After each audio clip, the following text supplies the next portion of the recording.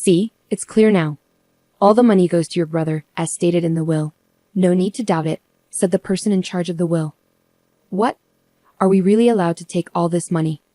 My husband asked, looking at me and my happy sister-in-law. The will says that my brother gets the whole $100 million inheritance from our father. I feel really sad reading it. Does this mean I've lost everything and have to stay with this terrible man forever? But then, my brother says one thing that changes everything. My name is Catherine. I'm 55 years old, and I'm a housewife. My husband's name is Robert, and we've been together without any children. Robert is what you might call a typical male chauvinist. Ever since we got married, he's been in charge, and I haven't been able to speak up or share my opinions.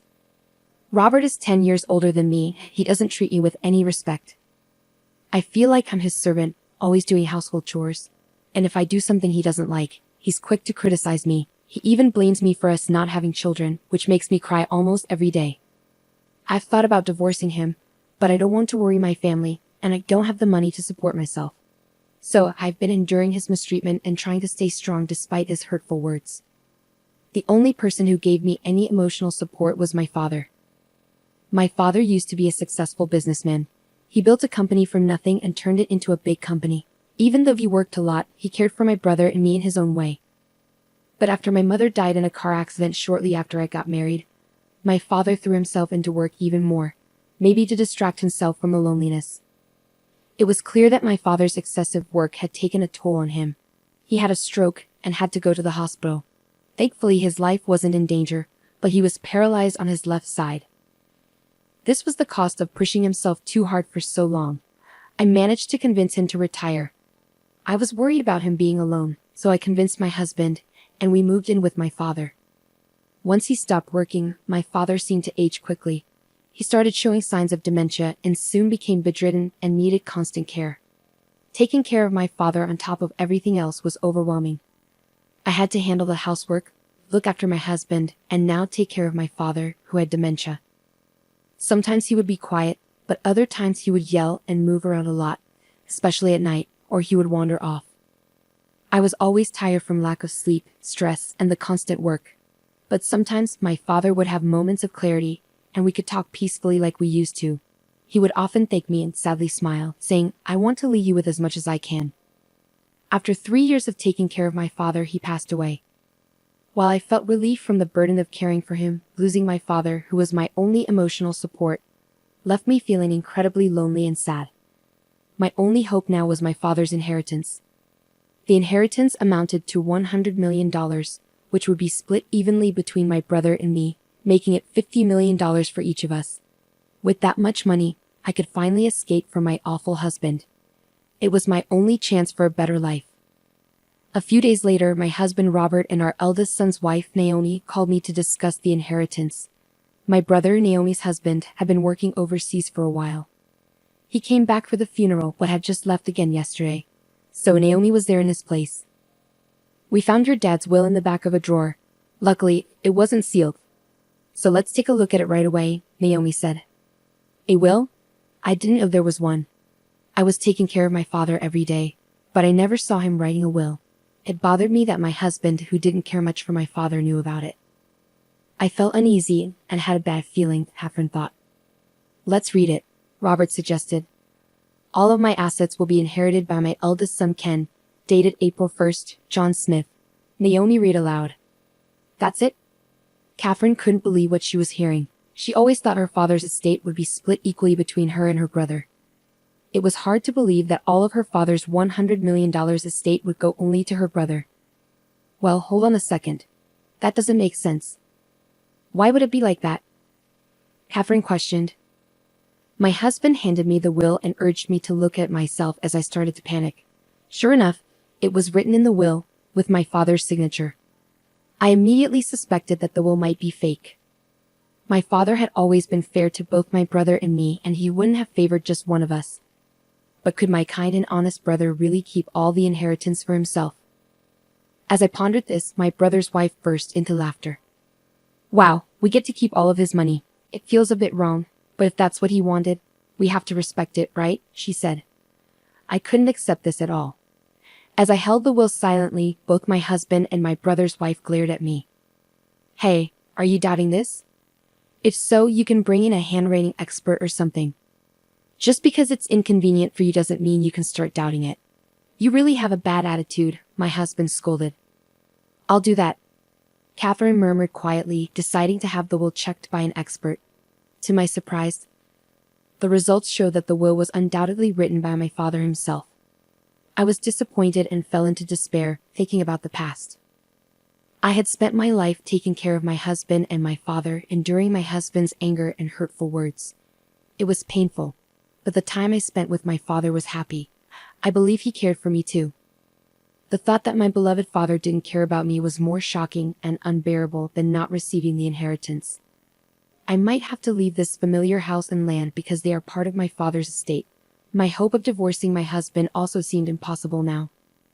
When I told my husband about the appraisal result of the will at home over the weekend, he sneered at me with a self-righteous face. That settles it.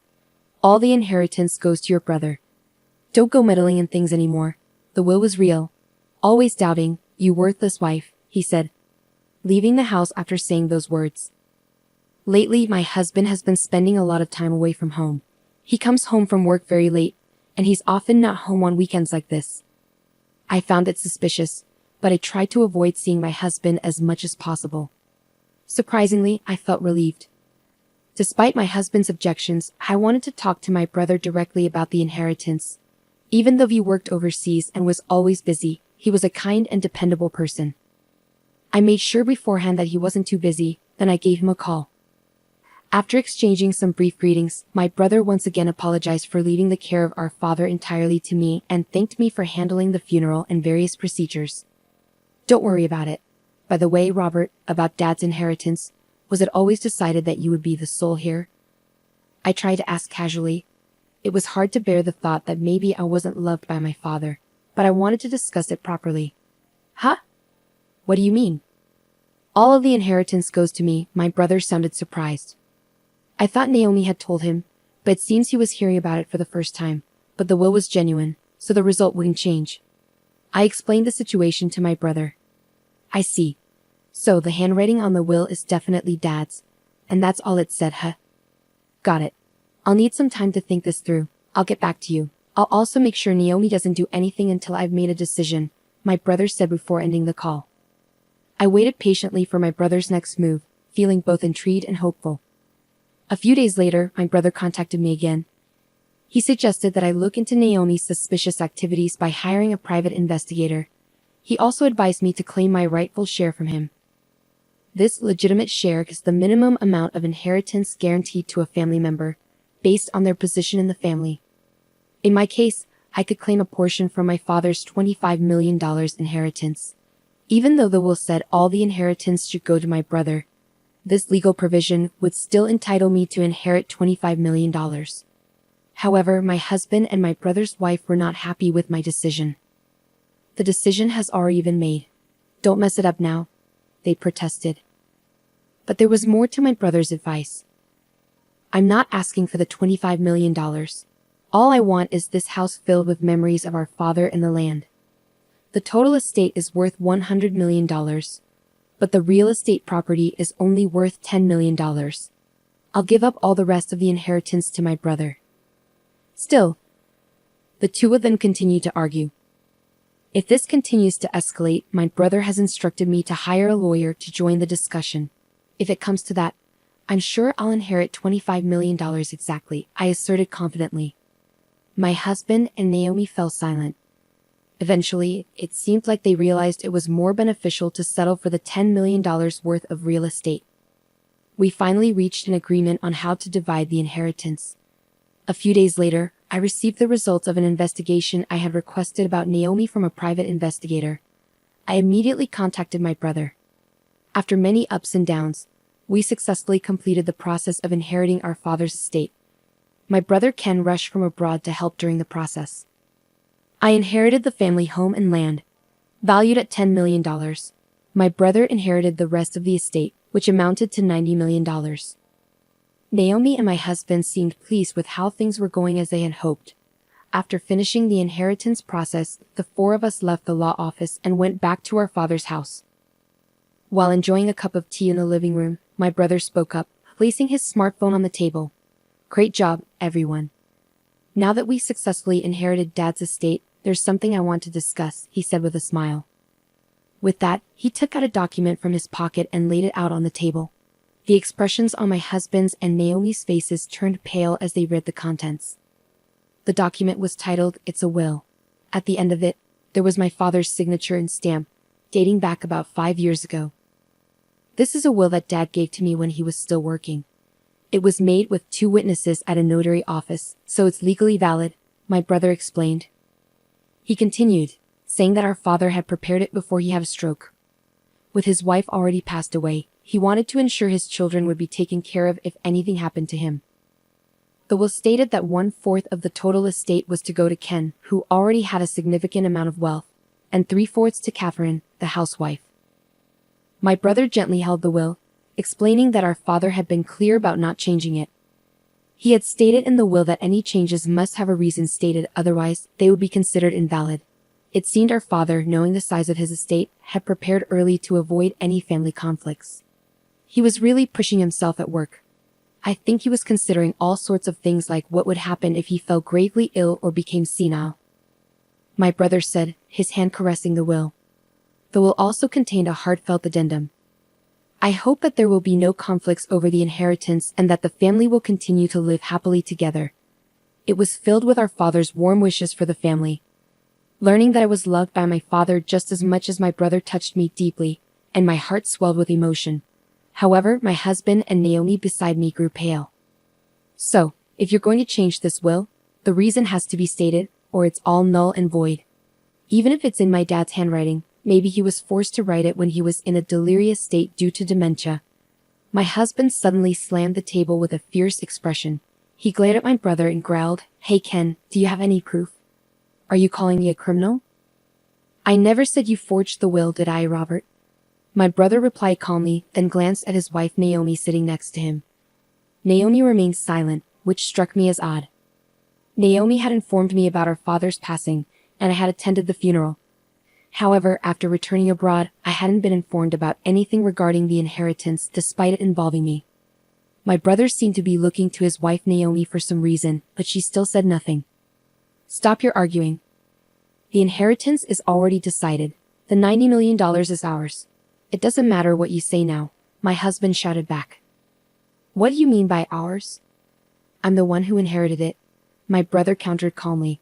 "Shut up," my husband snapped. The conversation was going in circles. "I'm not sure what you mean, but the $90 million I inherited is just worthless paper," my brother said calmly. "What?" my husband exclaimed, surprised. My brother explained patiently. Our father's estate was valued at $100 million. Apart from the real estate, all the assets were stocks in our father's company. When our father was in charge, the company was doing well, and the stocks were valuable. But after he stepped down, the company started losing money, and it looked like it might go bankrupt. In the 3 years before he died, the stocks that were once worth over $90 million became practically worthless. But that can't be true, can it?" my husband stammered. "It's the truth. I inherited knowing that. I plan on restructuring my father's company, and since it didn't involve you, I didn't tell you," my brother explained. My husband seemed shaken and muttered to himself. He couldn't seem to accept the reality of the situation. That's when Naomi finally spoke up for the first time. "Hold on, wait a minute. What are you saying? Are you saying I inherited worthless stocks while Catherine got $10 million? That's not fair," Naomi exclaimed loudly. Beside Naomi's outburst, my brother sighed. "Naomi, I inherited our father's estate. You weren't at a disadvantage in any way. Why are you so upset?" But I thought we were getting all of that $100 million. I had plans for it." My husband glared sharply at the flustered Naomi. "So you and Robert were plotting to get all of our father's money, and while doing that, you were having an affair, weren't you?" my brother accused. Naomi and my husband remained silent, frozen in place. "Why?" Naomi muttered hoarsely. My brother glanced at her before continuing. "After our phone call, I started suspecting Naomi. Why didn't she talk to me about the inheritance?" Why had her interactions with me been so brief lately, and why had she started ignoring my calls? I thought something was fishy, and when I saw her pictures on social media, I knew she was cheating on me. And soon, I'll be getting a lot of money. I'll be living like a famous person. I've been discussing with my girlfriend how we'll spend it. She said we'll have a blast when we get the money. I'm thrilled. But Naomi, I don't recall talking about this with you. I wonder who this girlfriend is. No, wait. You're misunderstanding, Naomi interrupted. Ignoring his confused wife, my brother brought out a bait envelope. He took some photos out and placed them next to the will. They showed Naomi and Robert going into a hotel together, looking very close. It was obvious they were in a tight relationship. I've been overseas, you know. I hired a private investigator to look into things because I was curious about your girlfriend, my brother said, showing the solid proof. Naomi started trembling. Looking at Naomi's affair partner, my husband, I noticed he was furious, completely red-faced, which was quite different from the pale Naomi. Curse you, poking around like some creep. What's all this nonsense about your silly will in these photos? It's absurd. My husband exploded. Stop. Suddenly, Naomi raised her voice. She approached my brother with a fake charm, like a bad actor. Hey, you're mistaken. It's all a mix-up. It's all Robert's fault. He convinced me that if I went along with him, I'd get all of your dad's money. Hey, wouldn't you want to get $100 million? I thought it was for your own good. My husband, who felt deeply hurt, stared at Naomi in shock. This photo, we were just fooling around. You were always away, and I felt lonely. But you're also to blame, right? Please forgive me. The $90 million is off the table now. But let's take the $10 million from Catherine's property. Did you fake the will? I asked. Huh? No way. Robert did it. He said it was simple and had it written by your dad. Look, it's not my fault, Naomi explained. When the truth about the fake will came out, my husband got furious and tried to attack Naomi, but my brother stepped in quickly. You jerks. You've got nothing on me. You'll pay for this in hell. My husband yelled, kicking a chair. While he raged, my brother calmly watched and casually took out his phone. Oh, looks like my phone was recording the whole time since we got home. I forgot to turn it off. My husband went pale and fell silent. By the way, I didn't mention it earlier, but this room has security cameras that record everything. I installed them because of Dad's bad memory, just in case something happened, my brother added. In the quiet room, only my brother kept speaking. Forging a will is a serious crime. Your earlier threat could get you in legal trouble. There's a police station nearby, and they'd be here soon if we report it. But since the inheritance matter is settled now, and if you promise not to touch Catherine's things again, maybe we don't need to involve the police. What do you say? While saying this, my brother began using his phone. I might as well send this recording to my computer overseas. After silently watching everything, I pulled a document from my bag and handed it to my husband. Robert, I want a divorce. Wait, hold on. Think about this. I'm sorry. We've been together for so long, haven't we? Who do you think has been providing for you all this time? My husband pleaded. I've had it. No more excuses. Either agree to the divorce, or I'm calling the police, I said firmly, gripping my smartphone tightly with a determined expression. Robert slumped his shoulders and nodded. Naomi, it's over between us. You were planning to take the money and be with Ken, weren't you? I heard your conversations with him from a private investigator, I accused. Naomi hung her head, covering her face with her hands. After our divorces, my brother and I went our separate ways. Robert moved out of the house, thinking he had secured his significant inheritance, only to find out it was worthless. Naomi revealed the truth about the forged will, and everything that unfolded in the living room was captured on camera. Robert must have been furious, but he was powerless. The surveillance camera, initially installed for my father's care, also documented evidence of Robert's emotional abuse. Even if I had inherited my father's assets, I planned to use them as evidence in a divorce trial if Robert resisted. When I shared this with my brother, he suggested we utilize the camera too. After the divorce, rumors of Robert's affairs spread at his workplace, leading to him losing his job. His colleagues had seen him frequenting hotels with a woman who wasn't his wife. With his parents gone and now jobless and homeless, Robert vanished. While I had sought a portion of his assets, I wanted nothing more to do with him, especially after inheriting some wealth. Naomi, the woman Robert cheated with, faced the same downfall as him. Despite pleading, "I don't want us to end. Please don't leave me." During the divorce proceedings with my brother Ken, the divorce was finalized when solid evidence was presented during mediation. Naomi had been spending recklessly while Robert was absent, but she was stuck with the bills, leaving her with nothing. Since she hadn't been working and had no home to go back to like Robert, she's now struggling to get by in a rundown public housing project, relying on welfare. Meanwhile, my brother Ken continues to work overseas, but he's selling the house he shared with Naomi and will be moving in with me into our father's house. With Ken's financial help, my life has become more stable, and I've been able to live comfortably. The value of the land left by my father has been steadily increasing, now worth over $100 million. Free from the responsibilities of caring for my dad and the emotional abuse from my ex-husband, I'm finally living a peaceful life, with time for myself. Alone in a spacious house, I started to think about how to make the most of it. Around that time, I watched a TV show about foreign exchange students staying with host families, and it gave me an idea. I decided to open up my spare rooms for rent. I offer affordable rooms to college and exchange students, and now my house is bustling with life. We share meals, play games, and help each other with schoolwork. It feels like we're one big happy family. On days when I have some free time, I enjoy reading books at the local library. Since I don't have kids of my own, and my marriage had drifted apart, I used to worry about being lonely after losing my father. But now, my days are filled with energy and joy. Even at my age, it's fulfilling to connect with young people and give back to the community in my own small way. There were times when life seemed too hard to handle, but now I have my brother, my roommates, and the people in my neighborhood to share life with. Every day is filled with contentment and happiness. I'm grateful for the simple joy I've found.